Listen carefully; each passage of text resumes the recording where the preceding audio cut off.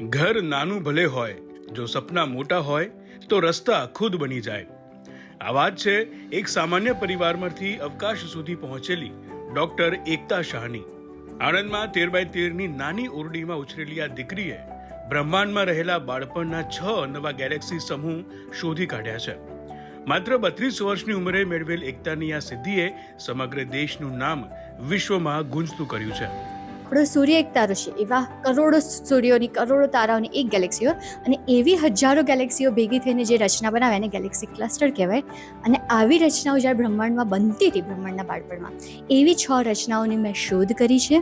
અને સાથે સાથે મને એમના નામ આપવાની તક મળી, કેમ કે આવા બહુ રેર સિસ્ટમ્સ છે, તો ઇન્ડિવિજ્યુઅલ નામથી ઓળખાય. એને નામ આપવાની તક મળી, તો એની માટે મેં નામ આપણી 6 ઇન્દ્રિયોના ચૂઝ કર્યા છે, કે દૃષ્ટિ, શ્રવણ, સુરભી, રુચિ, સ્પર્શ અને સ્મૃતિ.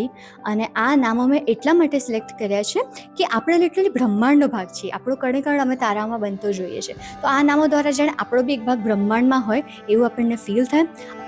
ગુજરાતી માધ્યમમાં અભ્યાસ કરેલી એકતાએ સ્કૂલિંગ આણંદમાં જ કર્યું.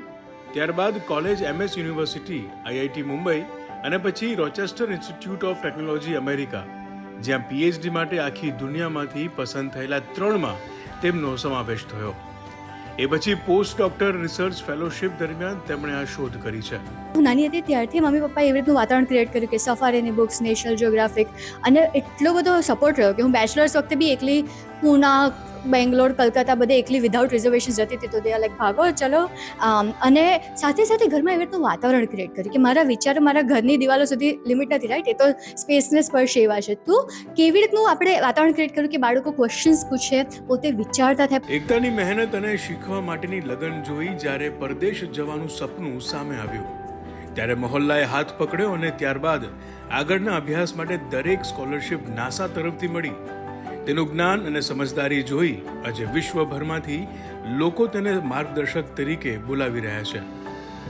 આ રિસર્ચ માટે મને આગળ ઇટલી, નેધરલેન્ડ્સ, આઇસલેન્ડમાં ઇન્વાઇટ કરવામાં આવતી, અને એ લોકો બી આની પર આગળ રિસર્ચ કરે છે. તો એ લોકો બી આ હિન્દી નામોથી બોલાવે છે આ સ્ટ્રક્ચર્સને, જે આપણી માટે ખૂબ ગર્વની વાત છે. જ્ઞાનનો સાચો અર્થ ત્યારે છે જ્યારે તે પોતાના દેશ માટે કામ આવે.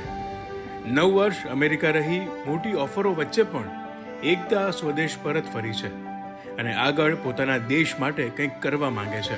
કે મને ભારતના રૂટ્સ પાછા ખેંચી લ્યા. મને ઘણું એવી રીતનું રિયલાઇઝ થયું કે જે માણસની આત્મા માટે ઘણી વસ્તુ ઇમ્પોર્ટન્ટ છે ને ખાલી ભારતમાં છે. તો હું ખરેખર એવું ઈચ્છું છું કે ભારત બનીને આગળ વધે અને એમાં આપણે બધા કન્ટ્રીબ્યુટ કરીએ.